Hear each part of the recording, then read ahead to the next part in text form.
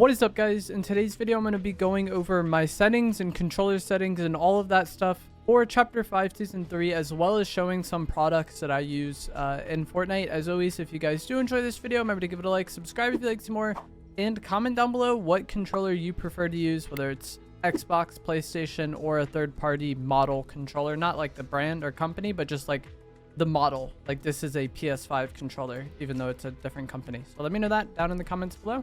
Let's get right into it. For display settings, very basic, very simple. 1080p, full screen, 240 FPS. DirectX 12, I like the X12. I've played on it since chapter 4 season 2, I believe. Hold on, let me go ahead and get rid of the creator code. If you guys want to use creator code Evolve Jake in the shop, I'd appreciate it, but we're just going to get rid of that so you guys can see better. But I played the X12. And then everything else on off or low, pretty much. So nothing special here, really. Just everything either on off or low. For the graphic settings to make the game run as consistently smooth as possible. At the end of the day, it's Fortnite, so, you know, it's not always consistently smooth. But yeah, for volume, I think this is a lot of preference. But I usually have sound effects on like 62 to like 68ish. I usually turn it down when I play creative and then back up, but it's somewhere here. I don't really like having it maxed. I feel like with sound in game and hearing useful sounds, like maybe players' footsteps, players crouch walking, players swapping weapons, players reloading, people think I need to just max it all the way. That way those like quiet sounds are louder. But at the end of the day, when you boost it, you boost everything. So I've always been somebody that like kind of keeps sound at like a mid-ish level for whatever reason. Even in Call of Duty back in the day, trying to hear footsteps, I was never someone that like cranked my headset insanely high. Another important setting here is that I use visualized sound effects. This is something I get asked about somewhat often, and if you've been playing Fortnite for a while, you're probably well aware of this. But some people question like, how do I get the footsteps on the screen, or like the where the shots are coming from indicators on screen? That's the visualized sound effect setting. It's very good. I'd recommend using it. I didn't use it for the longest, but it is pretty OP. And then toggle sprint, I have off. Auto open doors, I have on. Mantle activation, hold jump. Hurdle activation, press jump. Hold to swap pickup, I have off. This makes it to where if you hold to pick up something, you'll drop your currently equipped item. So you could have like 2 items in your inventory and then drop the thing you're looking at for what's currently equipped without adding it to your inventory. I've just never liked having this on. It definitely has its uses, but I'd rather just not have it. Toggle targeting, I have off. Mark danger when targeting, I have off. Auto pickup weapons, I have off. Preferred item slots configure. I just use shotgun slot 1 and SMG slot 2. There are times where I put AR slot 2, but if I'm using AR in slot 2, it's because I'm not using an SMG typically. Like last season, it was often Gatekeeper shotgun, Warforged AR sniper for me. And so I just like having it like this. That way, if I get a shotgun SMG, I'll spawn. They like automatically go in the slots that I would like to set them up with. And then if I put like AR slot 5, which sometimes I would do if I was using 3 guns, it just ends up swapping around on its own a lot. So I put just this setup because I like having shotgun in slot 1 always. The reason why having shotgun in slot 1 is beneficial is because if you're a controller player, going from pickaxe to builds back to weapons defaults you to slot 1. And if you're going to do this when taking walls. If you're going to pickaxe somebody's wall, replace it, and then swap back to your guns, you want to be able to easily get to your shotgun. So having that on slot 1 is nice for me. If you don't play builds, it doesn't matter as much. But I do also use a controller scroll wheel, and I use scroll wheel up to get me to slot 1 always. And so yeah, I like having a slot 1. Also, I think if you use the quick weapon setting, then tapping your swap button puts you to slot 1, and that would be another reason why having shotgun in slot 1 is important. I think of all the items in game, getting to your shotgun as conveniently as possible is super important, because like the moments where you're using a shotgun are really they really matter, you know? If you're in a mid-range fight playing ARs, like you have cover and the opponent has cover, if you're a little slow to swap to the air, it's not that big of a deal. But if you're using your shotgun, you need to have that shotgun out typically. So that's why I think having shotgun slot 1 or whatever is the most convenient for you to get to it at all times, which I've found to be slot 1, is huge. Auto sort consumables to the right, I have that on, but I don't really care. Reset build choice on. Disable pre-edits, I have on. Turbo building, I have on. Auto confirm edits, I have on reset. I never really liked edit on release. Some people use it and it's fine. I just didn't really like it ever. And I had already started using double edit keybinds by the time they added edit on release as a setting, I believe. I don't think this FOV setting does anything. It's like for like weird situations. Tap to search. I have this on. This makes it to where when you go to open a chest, you can just tap the open button. You don't have to like hold it the entire time and then accidentally have it like mess up, you know?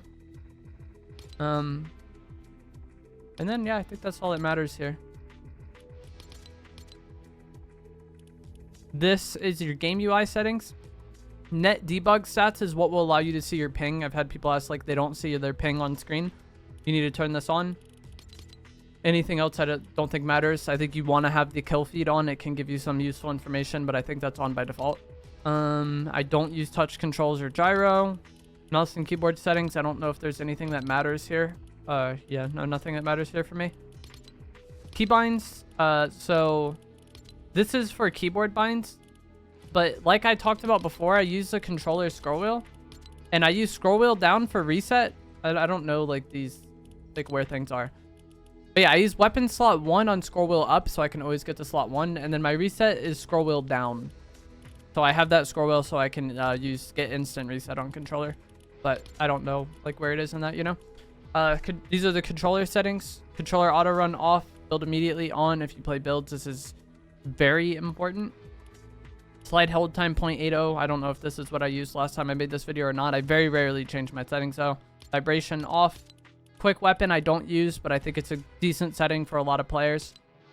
My build at sense 2, edit sense 1.4, look horizontal and vertical 40, no boosts at all because I play linear, 1212 ADS, no dampening time because again I play linear. And what dampening time and boosts do is dampening time makes it to where like you can move your analog stick a little bit and not quite get your max sensitivity yet. It's good for making those small adjustments like super long range. If you move your stick a little bit, you can get a like lower sense. But the whole benefit of playing linear, I feel like, is that you get your fast sensitivity as fast as possible, and that's really good for building. It's really good for editing. It's really good for close range fighting as well. Expo is a little more, you know, the sensitivity ramps up over time. And both settings are good. It's really just preference and playstyle. But as a linear player, I think it's best to have no dampening time and no boost, because that kind of defeats the purpose of linear, I think, having those things. Aim assist strength on 100. Dead zone's 1210. That's what I've had for a long time. Foot controller off. Floor stick have on, I guess. And then that's that. Keybinds, jump, X, sprint. I have on left on the D-pad, but I use a paddle for this. I don't actually hit left on the D-pad. Shoot and fire, or fire and ADS, L2R2, reload on square, weapon swap L1R1. I've had a lot of people ask me why on my videos it says left stick is the weapon swap, and I think it's just bugged in Fortnite, and it'll show your pickaxe button as your weapon swap button. But I do use R1, L1 to swap weapons, and I use left stick pickaxe. And this isn't just a me thing. I've seen it on other people's videos. I don't know why that's the case, but it is what it is. Place marker I have on right on the D-pad. I do use that, but I rarely play team game modes. Right stick crouch. Right stick change material. Building binds are pretty straightforward and simple. Again, I use scroll wheel reset, so I don't have to think about that as much. Switch mode, I have a circle. Editing controls, very basic. Left trigger confirm, right trigger select, and then I have right stick reset, but I don't use that because I use scroll wheel. Edit is triangle. Emote up. And then map on the touchpad. I play claw though, so if you guys don't know what claw it is, it's where your index finger is on the triangle, circle, X, square buttons at all time. Showing this is very awkward. But yeah, I've played like that since like 2008, 2009. So I've played claw for a long time. I do have paddles, but I only use one for sprint. So if you're wondering why my binds are so weird or just like very defaultish, it's because I play claw. And so the benefit of playing claw is that like you can do every action. You can hit triangle, circle, X, square without taking your thumbs off the stick. So you can always do those actions while being able to jump, be able to aim at the same time. Like if you have to take your thumb off the right stick, then you can't aim and do that action. So like jump shotting is going to be harder if you have to take your thumb off the stick. And then in Fortnite building, like switch mode and edit, you don't want to have to take your thumb off the stick to do those things. And the whole benefit of playing claw is that you just never take your thumbs off the stick. Paddled controllers are more accessible now. And that's what we'll get to now. I'm going to talk about what products I use for Fortnite or for gaming in general. The first is going to be my controller. I use an aim controller. You can use code EvolveJake for a discount. They will be linked down in the description below. And there is the EvolveJake design on their website, which is my logo. These controllers have paddles. These are activations on the back So you can map these paddles to different buttons. And the reason why you would want to do that is to, again, you don't have to take your thumbs off the stick if you have paddles. I just started playing claw before paddled controllers were really a thing. They also have adjustable hair triggers, so to make the triggers as sensitive as possible. That was it with the adjustable hair trigger on. And now that I turn them off, you can push it all the way in. So like, this isn't terrible, you know, this activation, but having the adjustable hair triggers, making it as sensitive as possible is going to be great for building. It's going to be great for editing. It's going to be great for like shooting as fast as possible. And then also all the buttons are super clicky as well, again, to make them as sensitive as possible.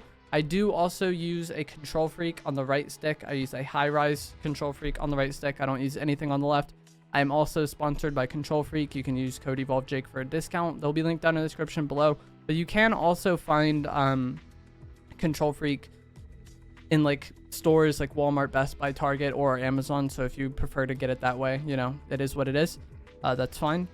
And so yeah, the controllers you can completely customize on the AIM's website. I use a high-rise Control Freak on the right stick. The taller stick just makes it to where it's easier to make small adjustments when aiming. And I've used Control Freak since like 2011, over a decade before I was sponsored by them. And the final product is going to be the Pro Scroller controller scroll wheel. This is what I've talked about a few times, where like I flick this up for slot 1 to get the shotgun right away, always, and then scroll down for reset builds. I am not sponsored by them, but they will be linked down in the description anyways. I think it's a good product, and I've used it for a while now. Playing controller on PC, there's the question of like, does this impact aim assist? But when you scroll wheel up or down with this device, you just plug it into your PC or console when you do it. It doesn't make the buttons on the bottom keyboard buttons, but if you touch your mouse or hit a keyboard button during the match, it will like switch your buttons on the bottom to keyboard buttons. And if you do that, then it does kind of like ruin aim assist for the rest of the match, or temporarily, however they have it coded. You won't get aim assist for a period of time after touching your mouse or keyboard. But with the scroll wheel, it doesn't change the buttons on the bottom, so I don't think it impacts aim assist. And I've used it for, I'm not sure if it's quite 2 years yet, but I started using it in Chapter 3. And like, I've had times where I lose aim assist in Fortnite, but I've always had times where I lose aim assist in Fortnite. I haven't really noticed it be that different when using the controller scroll wheel. And like I already said several times, it doesn't change the buttons on the bottom of the screen, so I don't think it like, I don't think Fortnite recognizes it as using a keyboard input. But that is going to be it for this video. I hope you guys found this helpful, informative, interesting. If you've watched several of my settings videos, you'll probably notice that nothing really changed. Oh, actually, one thing that did change. Where's it at? Game UI. I scrolled past this earlier. I changed damage numbers to cumulative. I like list more. It's what I'm used to as a Fortnite player. I like seeing like how much damage every shotgun shot does.